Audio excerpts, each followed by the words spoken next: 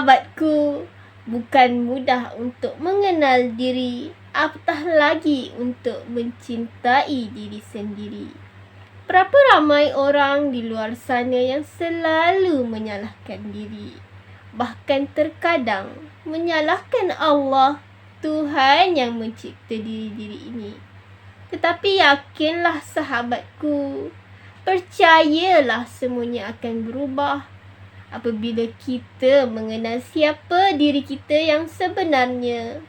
Percaya dan yakinlah semuanya bermula dengan tindakan untuk berdamai dengan diri sendiri. Ketahuilah sahabatku, apabila kita belajar mengenal watak kepribadian diri, maka lebih mudahlah untuk kita memaafkan setiap kesilapan diri di masa lalu. Dan lebih mudahlah untuk kita menerima kekurangan diri sendiri. Dan lebih mudahlah untuk kita memaafkan diri-diri yang lain yang ada di sekeliling kita, dan tanpa sedar selalu dan pernah menyakiti dan melukai hati kita dengan kata-kata kasar mereka mahupun perbuatan kasar mereka terhadap kita. Dan lebih mudahlah kita untuk menerima dan memahami diri-diri orang di sekeliling kita, dan kemudian berhenti menyalahkan diri sendiri dan diri-diri orang lain di sekeliling kita. Bahkan berhenti menyalahkan Allah, pencipta semua diri-diri ini.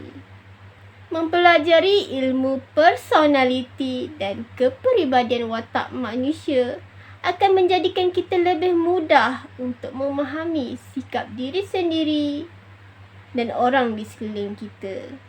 Dan lebih mudahlah untuk kita berlapang dada menghadapi diri-diri manusia yang ada di sekeliling kita.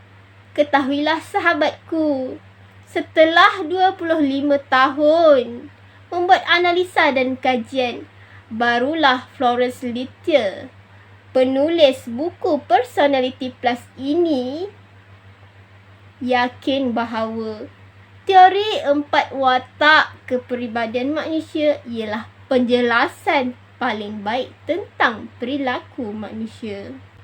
Melalui kajian beliau ini, anda sendiri boleh mengetahui adakah anda watak pertama, seorang sanguinis yang selalu spontan, lincah dan periang, atau watak kedua, seorang yang berwatak melankolis yang penuh fikiran, setia dan tekun, atau watak ketiga, mereka yang berwatak koleris yang suka mengembara, berpengaruh dan sangat berkeyakinan tinggi, atau watak keempat, seorang yang berwatak pragmatis dan selalu ramah, sabar dan mudah berpuas hati, atau kombinasi daripada beberapa watak tadi. Dan apa yang pasti, anda ialah seorang yang unik. Dan apa yang pasti, dunia ini tak sempurna tanpa dirimu. Dan apa yang pasti, hanya ada satu dirimu. Jom kenali watak. Sekarang suka Fiza berkongsi mengenai watak kepribadian diri kepada korang semua melalui influencer popular di Malaysia. Watak kepribadian pertama diwakili oleh Iman Troy, di mana Iman Troy ialah seorang yang berwatak sanguinis. Bukankah anda mengenali Iman Troy sebagai seorang yang selalu spontan, lincah dan periang? Selain Iman Troy, Syah Zainuddin juga seorang sanguinis yang selalu spontan, lincah dan mencirikan hari korang, bukan? Selain itu, Datuk Ali Shukri juga seorang yang berwatak sanguinis yang selalu spontan, lincah dan kadang-kadang mencetuskan kontroversi dalam kalangan rakyat di Malaysia. Tetapi apapun yang terjadi, korang akan selalu ceria, gembira apabila mengenali mereka yang berwatak sanguinis ini.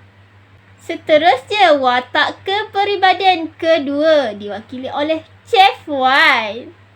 Chef Wan ialah seorang yang berwatak melankolis. Bukankah anda mengenali Chef Wan sebagai seorang yang penuh fikiran, setia dan tekun? Selain Chef Wan, Rizman Nordin dan Ruzaini Jamil juga berwatak melankolis. Mereka berdua ialah pengasas jenama Rizman Ruzaini. Bukankah korang mengenali mereka berdua sebagai orang yang penuh fikiran, kreatif dan tekun? Sehingga desain pakaian ciptaan mereka berdua begitu berprestij tinggi dan digilai ramai. Tetapi apapun yang terjadi, korang akan selalu berpuas hati dengan kualiti kerja dan hasil tangan ciptaan mereka yang berwatak melankolis ini. Kemudian watak kepribadian ketiga diwakili oleh Nilofa. Nilofa ialah seorang yang berwatak koleris. Bukankah anda mengenali Nilofa sebagai seorang yang suka mengembara, berpengaruh dan sangat berkeyakinan tinggi? Selain Nilofa, Aisyah Hijanah juga seorang koleris yang sukakan cabaran, berpengaruh dan berkeyakinan tinggi. Tak dilupakan juga Aizat Osman, seorang YouTuber mukbang yang paling berpengaruh di Malaysia.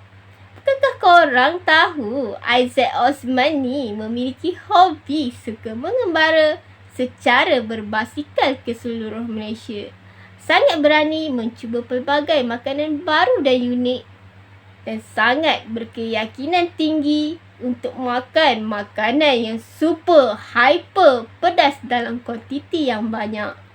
Tetapi apapun yang terjadi, korang akan selalu dipengaruhi oleh karisma mereka apabila korang mengenali mereka yang berwatak koleris ini. Yang terakhir, watak kepribadian keempat diwakili oleh Ustaz Abid Liu. Ustaz Abid Liu ialah seorang yang berwatak pragmatis. Bukankah anda mengenali Ustaz Abid Liu sebagai seorang yang ramah, sabar dan mudah berpuas hati? Selain Ustaz Abid Liu, Alif 3 juga seorang pragmatis yang beramah, sabar dan selalu memberikan kedamaian kepada followers-followersnya di media sosial.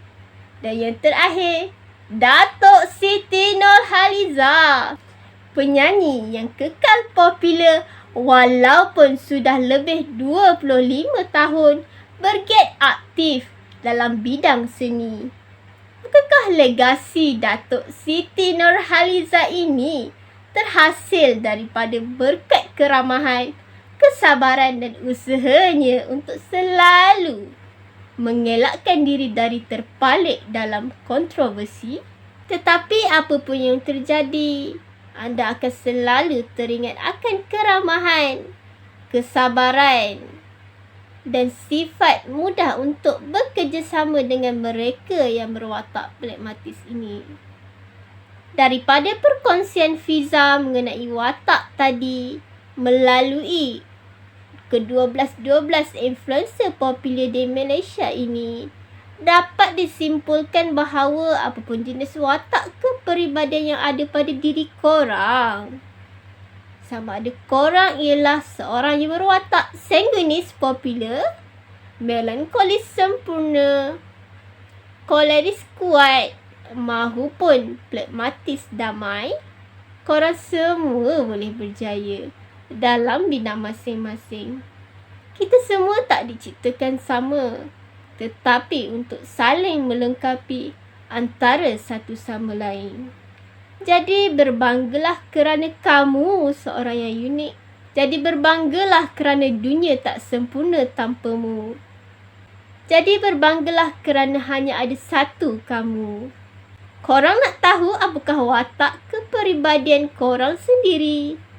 Cuba jawab kuis kenal dirimu dengan klik link yang ada pada description box video ini. Okey korang, sekian dulu dari Fiza. Assalamualaikum.